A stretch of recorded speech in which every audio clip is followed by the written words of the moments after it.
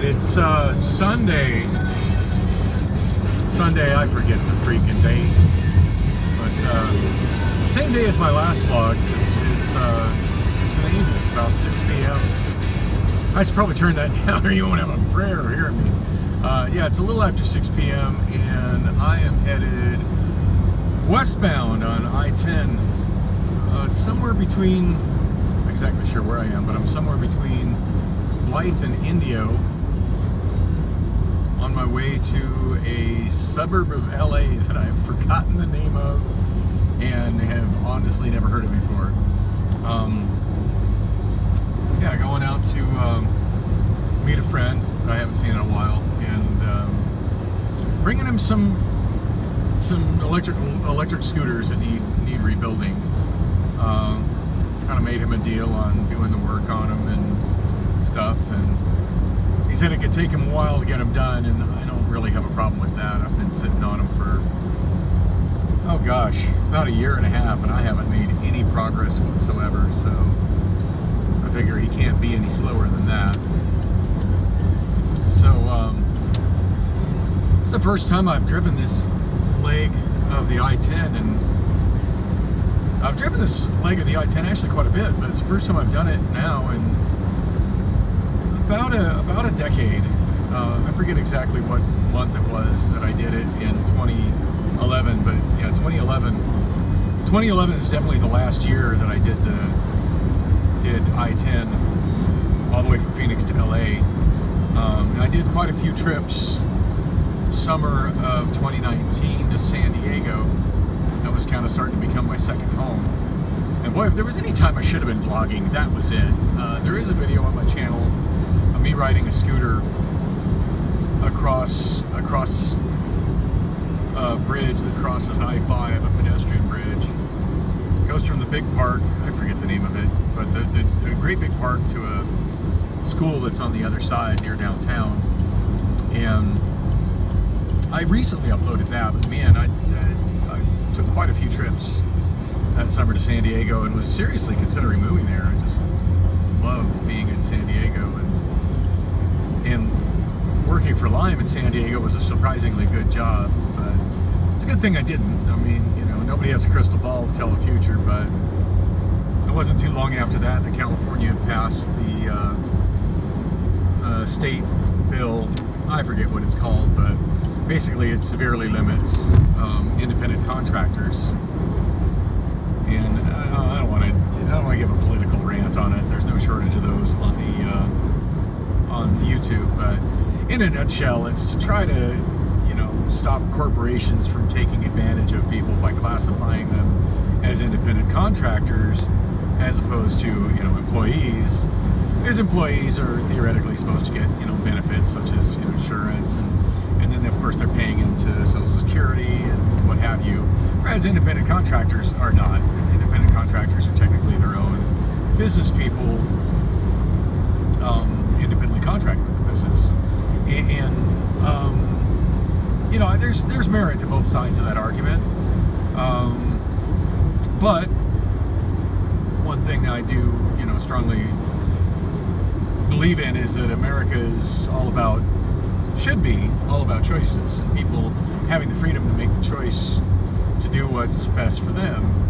And there are a lot of people that choose to work as independent contractors because they want to be independent contractors. They don't want to be limited to an hourly wage or overseen by a boss, or you know, have a slave to an employer's schedule. There are many different advantages to being an independent contractor. And for those that, you know, that are not cool with that, here's a novel concept. Don't be an independent contractor. You know, I think the whole movement was started by some Uber drivers or some Lyft drivers, probably a mixture of both. And, you know, oh, we're not happy, we're not getting the benefits of being an employee. Well, if you want to be an employee, drive for a company where you can be an employee. There's no shortage of driving jobs for employees. But, you know, a lot of people want to be able to have their cake and eat it too. It's like, oh, but I like my my job. Well, if you don't like the way your job is structured, then you really don't like your job. Anyway, I said I wasn't going to rant about that, and here I am ranting about that. But for me, it affected me as an independent contractor doing juicing for Lime, because for me to have continued juicing in San Diego after that bill took effect, I would have had to go through a lot of red tape, such as basically setting up a corporation and setting up corporate insurance, and it would have created a lot of hurdles for me that, to be honest, I probably would have not been able to jump. So yeah, it's a good thing that I didn't. The other thing, of course, I was planning on doing there was hosting karaoke. I mean, that's been my mainstay now for 16 years. And, I talked to a couple of KJs in San Diego, and who made me feel really optimistic about finding work doing it there and what I would get paid as a independent karaoke DJ there. Now, granted, the independent contract thing could have had unintentional, some negative consequences on that. I really don't know. I have not been back to California, notwithstanding driving here now, but I've not, been talking to karaoke DJs in California about how that's worked out for them. So I really don't know. But I would imagine, karaoke's just always been and DJing in general, it's always been such an under the table sort of, hey, here's $120, thanks for coming out. Oh, by the way, here's your discounted bar tab or what have you. It's always been that kind of a business that, I'm sure I would imagine the laws are not too strictly adhered to, because it's going to oversee all that, But Lime, on the other hand, is a big corporation, and there's records kept, and everything's digitally recorded, because it's all done via apps. So yeah, not as easy to skirt around rules with that. So that would have probably come to an end for me quickly. And then, of course, and then not. So anyway, yeah. So that would have had in my hypothetical move to San Diego, that would have made things not good. But what would have been the real killer is, even if I had managed to jump through those hurdles and get whatever was needed to be, an independent business as opposed to an independent contractor, juicing for Lime, I would have still, I still would have been hosed in the second week of January, because when they shut down Arizona, which left me kind of high and dry in Phoenix, by losing the bulk of my income, that would have also left me, had I jumped all the hurdles to continue doing it in California, that still would have left me high and dry, because they pulled out of San Diego on the same date. So I do believe Lime is still functioning in LA. What little bit I've seen in the Lime Juicers subreddit, which is pretty much a dead subreddit at this point, but there is a little chatter there every now and then. And what little bit I've seen from people in LA that are there is that between the hurdles that they made the contractors go through to be able to continue working in accordance with the new California law about independent contractors, and then how much Lime had lowered the pay, and then the steadily increasing cost of gas in California. And juicing just wasn't really viable for most people. I have a long-time juicers in LA who are just like, yeah, I'm done with it. I still have my chargers. If one just happens to pop up outside my door, I'll go grab it, but not really hustling that anymore. But so yeah, probably a good thing I didn't move to San Diego. I told a lot of my friends had I moved to San Diego in late '09, as I was thinking about, I would probably be living in my Benz or living in my Saturn, in a park somewhere in San Diego. So I'm definitely in a better place for not having done that. Oh, and that's to say nothing of what came afterwards. The whole COVID pandemic and Governor Newsom's famously bad overreaction to it that currently has him in the process of getting recalled as the governor of California. I think it's funny. I haven't really followed the story much, but I've been hearing. In fact, I haven't really, for all the political and news vlogs that I watch, on YouTube and news channels that I watch and news that I like to read. I really haven't read anything about Bruce Jenner wanting to run for governor, but I've heard people talking about it in bars, and I don't know. I heard somebody who's like, well, he can't decide whether he's a man or a woman. I don't see how that'd make a good governor. Honestly, I don't see how that'd make a difference for a governor. I mean,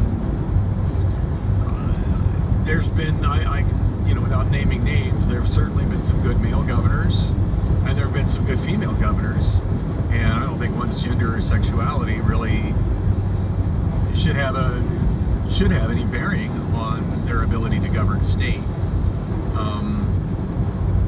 I know of some, it's not as much, on the right side of the aisle, but some openly gay conservative politicians, and while that's kind of frowned on the conservative side of the aisle, even though socially they that's gay might still be a little taboo for the conservatives, they're still fiscally conservative, and that's where they lean politically. And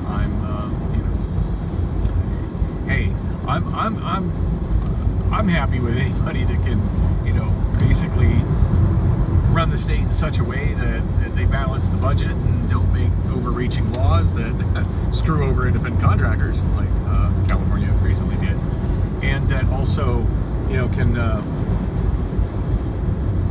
basically handle issues, and not to be so hard on one side of the aisle that they're not listening to the other. That matters to me as well. So if Bruce Jenner can do it, then fine. I mean, I don't live in California. I'm not a California voter, so I don't really have a horse in this race. But I figured Gavin Newsom has set the bar so low that I think pretty much anybody could do a better job.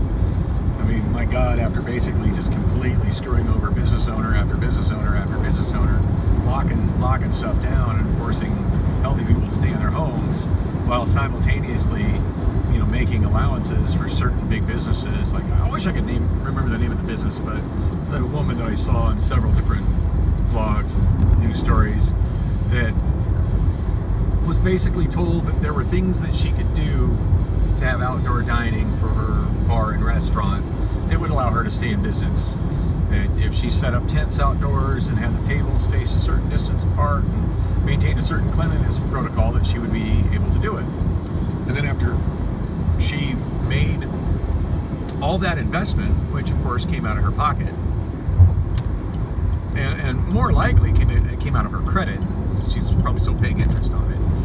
After she made all those changes, suddenly the governor at the whim of his hat, and feel free to fact check me on this. I'm just saying as I remember it. Don't take me as a source of fact, but saying as I remembered it.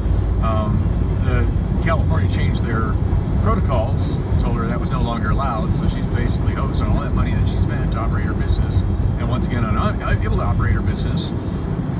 And then mere days later, a movie filming company was in the location filming for a Hollywood production, and they were able to set up tents exactly as she had and do the same thing that she was doing for their staff and their people, but she was not allowed to do. And I don't see how that's in any shape, way, or fair. It's just basically the state government picking winners and losers and telling a certain class of business that, oh yeah, we've got you back and we'll let you do what you need to do to function, and another class of businesses, leaving them out to dry. And then don't forget the infamous pictures of Gavin Newsom at an expensive Northern California restaurant, with no mask on, having dinner, doing what he told every Californian they couldn't do, and what every California business that they couldn't have in their business. But suddenly it's rules for thee, not for me.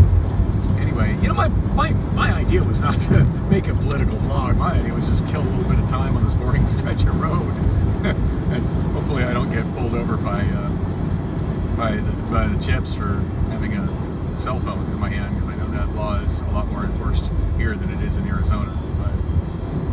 And for those that look at my vlogs and are like, oh my God, what you're doing is so unsafe. For the record, I pride myself on being a safe driver. It is firmly in the hand that is holding the steering wheel. If I have to make a choice between making a safe traffic maneuver and dropping my phone, I'm making a safe traffic maneuver. So I already have a handful of cracks on my screen. I'm sure Jeff, aka Cell Phone Jesus, will get around to replacing the screen in due time, and I have no problems with dropping this phone to maintain safe control of my vehicle and picking it up off my floorboard when I'm not driving. So anyway, that said, moving right along. This traffic is so much worse than it was a decade ago. Like Sunday evening, I cannot believe. Well, I don't know. There's probably people coming into LA from out of state, would be my guess. I'm going to work on Monday. I was anchoring a guess on what's going on. I've heard from my friend that I'm rolling out here to see that you can expect this traffic jam coming back from Vegas on Sunday. So this doesn't surprise me that there's this coming in. Although, God, we are a long way out of Indio to be hitting this kind of traffic. At this point, I really want to turn on my air, but one little vlog I heard that I actually went back and listened to where I had my air on, you couldn't understand a damn word I was saying because of the air rushing by my microphone. So I'm just going to tough out the heat until it happens. Anyway, I don't see any reason to punch into all those tailgaters on the left. I'll just drive a nice safe distance behind this truck here and tough this out. Anyway, what was I talking about? Newsom, California bullshit. Yeah, so I don't even know if karaoke's even allowed in California yet. I've heard California has largely been reopening from COVID stuff, but I do know, like in Arizona, when Arizona was largely considered open, myself as a karaoke DJ, I was, for a while, karaoke was something that was strictly not allowed. Talk about having a business where you feel you're being picked on. Yeah, the guidelines very specifically stated no karaoke. And then when they did finally come around, there were very special rules for karaoke that were not only difficult to implement, and I did implement them. It's my business. I'm going to do what I have to do, to do it. But not only were they difficult to implement them, but I had considerable pushback from singers. Well, hey, do I have to sing on the stage? Actually, yes, you do. Do I have to have a mask on? Well, as a matter of fact, yes, you do. I'm not going to tell you how to wear your mask. If you want to hang it off your earlobe or wrap it on your chin, I'm not the mask police, but it does have to be on your face somewhere. And every now and then I have somebody tell me, hey, you're not wearing your mask right. It's like, you know what? If you can point me to the bit of legislation that says what is and is not wearing a mask right, I'll follow the line. But in the meantime, nobody made you the arbiter of who is and isn't wearing a mask correctly. Anyway, I've digressed. All right, boats and RVs. That's what's making this little traffic jam. Definitely got a lot of people coming out for fun time on the weekend, back home to LA or maybe even Indio. I forget how big Indio is. So let's see. Yeah. So last time I took this trip, it was about 10 years ago. I came out this way with my mom. Oh, and so anyway, I was talking about, it was San Diego. So yeah, several trips to San Diego.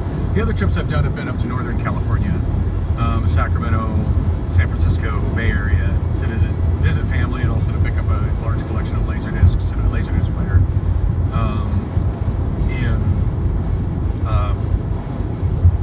Making that trip, I avoid LA. I don't like the traffic in LA. I don't like the air in LA.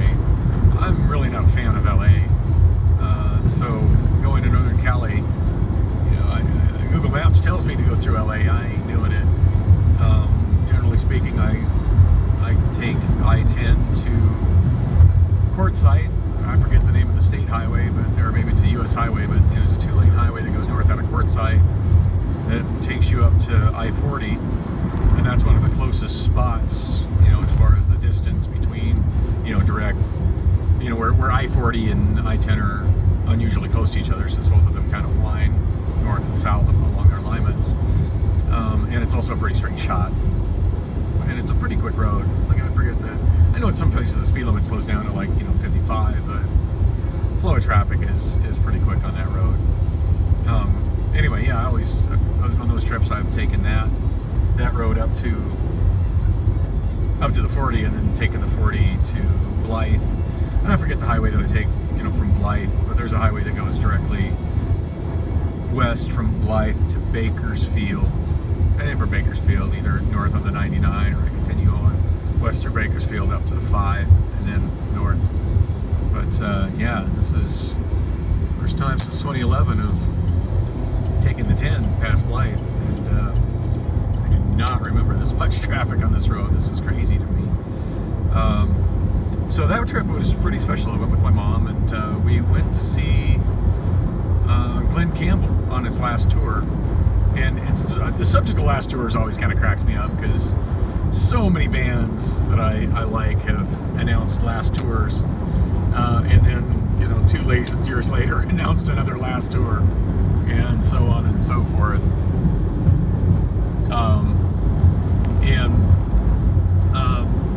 Yeah, this was not long after Glenn Campbell had publicly announced that he had Alzheimer's. It was in later stages of Alzheimer's. So that's definitely the first time I've ever heard an artist say it was their last tour that I believed them. And I called my mom, and she's like, you know what, we need to see this. We both really love Glenn Campbell, and this is, I've never seen him. This is a bucket list concert for me. It's either see him at this tour or we don't see him. And it's crazy, because like Phoenix is where he's from. Like, that's been his home for as long as I can remember, since I was a little kid. But for whatever reason, Phoenix was not on the stop on the tour, at least not on the original dates that were announced. So I looked around. It's like, well, LA's not a bad drive from Phoenix. Went to LA, saw him at the Nakia Theater, which is in the LA Live entertainment complex right next to Staples Arena. Not to racially or ageist stereotype, but it was kind of funny. Like, that whole LA Live area, it all shares one giant parking garage. I mean, there's other parking garages around, but there's like one giant parking garage. We parked in there. It's a little more expensive than some of the other ones, but that's, the area around, like, LA Live is fabulous. Totally safe, nice, upscale entertainment area. But the area directly around LA Live, it's not quite Skid Row, but it's sketchy. It's, and maybe I'm coming off like a wuss, but I mean, by Phoenician standards, it's sketchy, and not the kind of place where I want my car sitting not very well protected. So I didn't have a problem paying a little extra to park in a secure parking garage right there at LA Live, and not have to walk outside of LA Live to walk to Nakia Theater with my mother. So anyway, we're coming out of the parking garage, and my mom's like, well, do you know where the venue is? I'm like, well, I just know it's in this entertainment complex. She's like, well, how are we going to find it?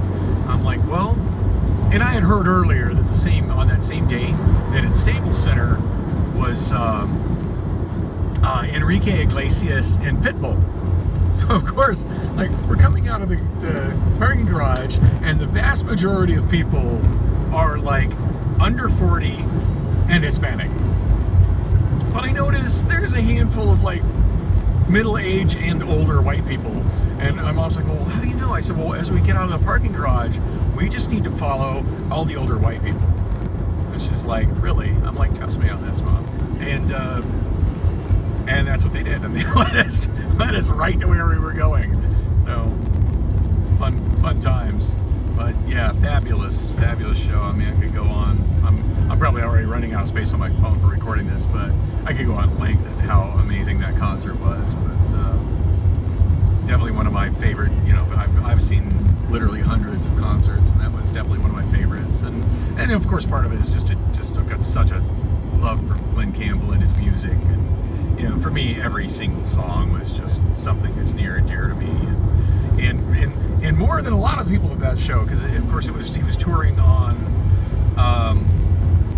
the Ghost on the Canvas album, which straight up is at this point probably my favorite Glen Campbell album. Over all the stuff, all of his classic stuff from the 60s, all his, you know, really good comeback stuff in the 70s. I mean, don't get me wrong, I quite enjoy Rhinestone Cowboy, yes I do, and you know, and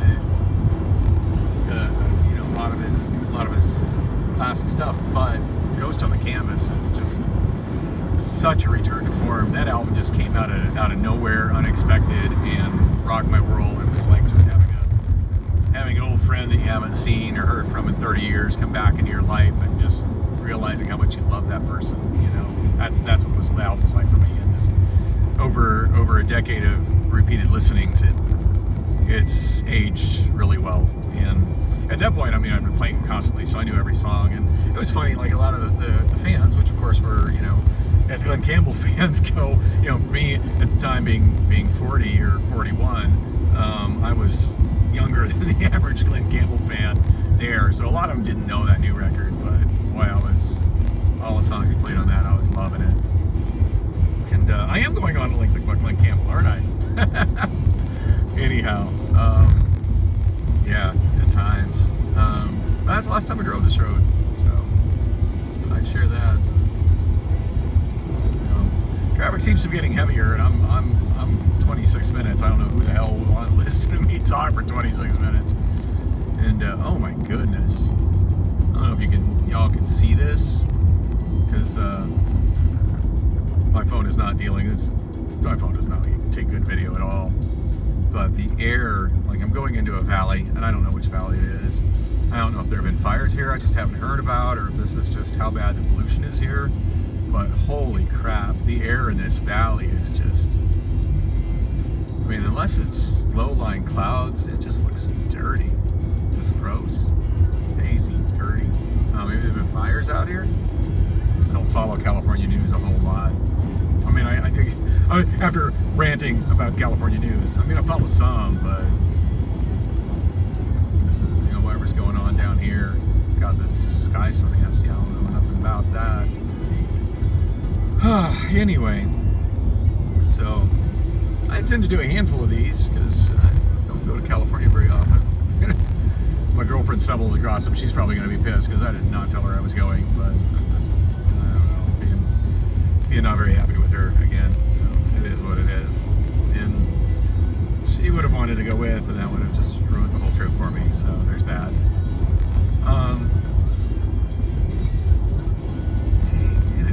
Air is dirty. I don't know. It could be the agriculture. Maybe it's plowing the fields, kicking up dust. I don't know. I do wish I was not behind this truck though. But, on that note, I think I'm gonna stop this. There will be more later, and who knows? I might not even be able to upload these till I get back to Phoenix, because I'm still pretty bandwidth challenged right now. And the reason I've been bandwidth challenged all month, I should go on in that as well. The reason I've been bandwidth challenged is when I started doing these vlogs, I was uploading them on my 4G, and that pretty much ate up all my data, which was not a smart move, not a good way to manage resources. So, yeah, need to not do that anymore. In fact, I think I changed my YouTube settings so it will only upload if I have Wi-Fi, so prevent that from happening again. So yeah, if you don't see these till after the trip, it is what it is. But I hope to get them uploaded. And you know what? Sometimes I do hope to learn how to actually do some real video editing and maybe do some vlogs that are not such a train wreck to watch. But in the meantime, this is how I'm gonna be doing them. I mean, I've been talking about doing something like this since before vlogging was even a thing. It's something I kind of wanted to do back in the early 90s when I was a cab driver. I even talked before about, you know, setting up little cameras, webcams, and recording onto a laptop. People told me they thought that would be neat, but I don't know, just it's one thing to talk about doing something and think about, oh, I want to do it so elaborate. It's another thing to actually do it. You know, whatever. I can drive the whole iPhone. It's pretty low tech, but it gets it done.